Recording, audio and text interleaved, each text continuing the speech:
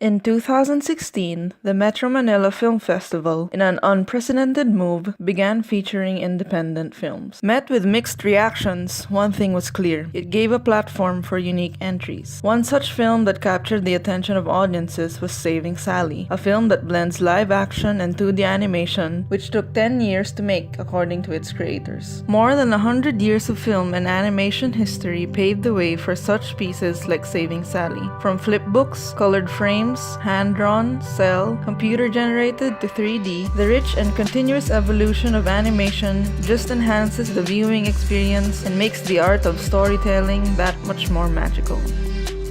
Before the first motion picture device invented in the late 1800s, contraptions such as the magic lantern, thaumatrope, phenakistoscope, zoetrope, flipbook, and praxinoscope combined multiple frames of hand-drawn or painted images to form a short moving sequence. Then, in 1879, the zoopraxiscope, the first movie projector, was invented by Edward Muybridge. The father of motion picture was the same man who pioneered stop-motion photography in his study Horses in Motion. Soon enough, in 1882, Etienne Jules Marey invented the chronophotographic gun that captured 12 photos per second, which may have started the term shooting a film. Later on, William Dickson invented a peephole device called kinetoscope that showed short animated sequences in the laboratories of Thomas Edison. With Dickson working with Edison, the film camera kinetograph was created. The cinematograph was invented by brothers Louis and Auguste Lumière in 1895. Unlike the kinetoscope, more people were able to watch on a large screen using light to project films. The screening of their first film gave birth to the cinema, the word derived from the device's name. This led to more exploration of animation and film to greater depths. The first film, which included animated sequences, was The Enchanted Drawing, followed by the first entirely animated film, Humorous Phases of Funny Faces, both by James Stewart Blackton.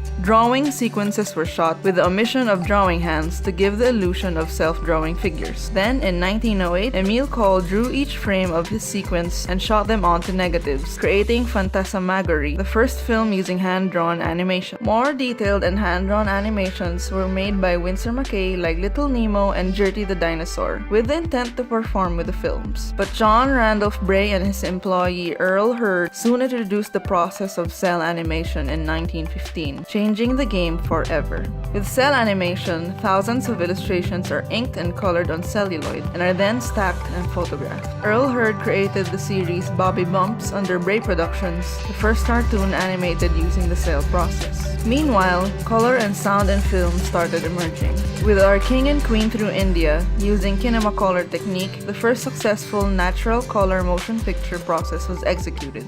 And with Al Jolson's The Jazz Singer, the first talkie was premiered in 1927. The silent era started by the Lumieres ended. Featuring the iconic Mickey Mouse, Steamboat Willie became the first cartoon with the sounds synced with the film, and the first notable success for Walt Disney Studios, founded in Los Angeles in 1923. Warner Brothers, Metro-Goldwyn-Mayer, and Fleischer Studios were all founded in the same period as Disney, with the industry flourishing and competition arising. With a new technological advancement in 1951, color television was introduced to the US market. In 1958, Hanna-Barbera released the Huckleberry Hound Show, the first half-hour television program to feature only animation.